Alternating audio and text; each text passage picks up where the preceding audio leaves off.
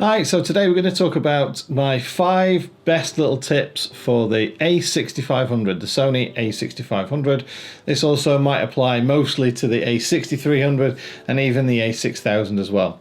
But I can't guarantee it. Basically, I've tested everything here with the a6300 and the a6500. Pretty much the same for both.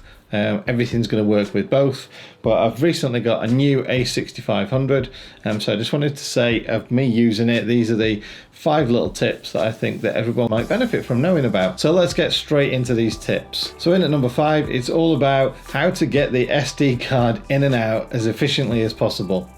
And what I do is basically put a bit of tape around the card, enough that you can grab onto it, or use labels as well, like a label maker to put the label around it so you can still see what the card is, you know, its capacity, which card number it is or whatever you want to use it for, and still grab it in and out far easier than you can with messing around with just fingers and things like that, or having it ping out all the way across the floor. So in at number 4 is all about that screen on the back, and basically in direct sunlight it can be difficult to read. Even in a well-lit studio it's difficult to read as well. Plus you don't want to damage it, you know, it's touch screen, you're moving against it all the time, so you need a screen protector on there. And this one's great because it's anti-reflective as well, so anti-glare, anti-reflective, and it'll stop the screen from getting damaged. Don't worry about it, it still works with the touch screen functions as well, but it's just going to mean that, you know, nothing kind of shines up against it, or if it does, you can still see what's on the back of that display.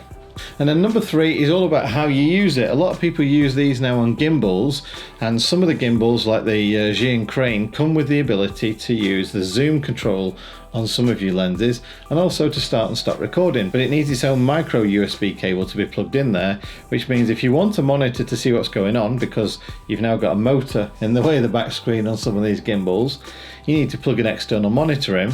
And the unfortunate thing about that is some of these cables are right angle cables, so they plug in and it goes down and covers the HDMI port.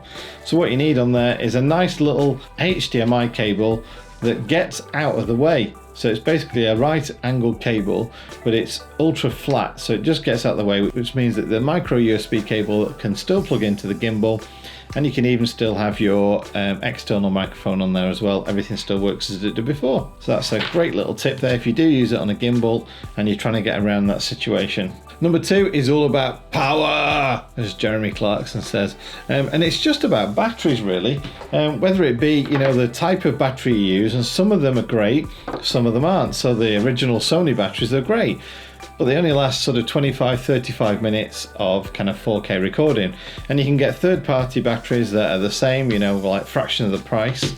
But did you know that they also make third-party batteries with almost twice as much power? So this one is going to run at 100 milliamps an hour, and this one is going to run at 1950 milliamps an hour. That battery there has double the capacity of that one, which is pretty good. And obviously don't forget that you can still get an external USB battery pack, plug it in via the micro USB cable into the side, and it will provide power and charge the battery in there as well. So if you are on a long day shoot, just remember that comes with you, and then you won't run out of power so much. And don't forget as well to change this into flight mode if you're not going to be using it for Wi-Fi, Bluetooth sharing, NFC, anything like that. Put it into flight mode, and that'll give you maybe about 10-15% extra out of the battery each time, because it's not bothering to transmit any signals. And number 1 is all about that FN button. For me, the FM button's great to get to my quick menus, so it's just about changing that menu to get the features that you use the most at your fingertips.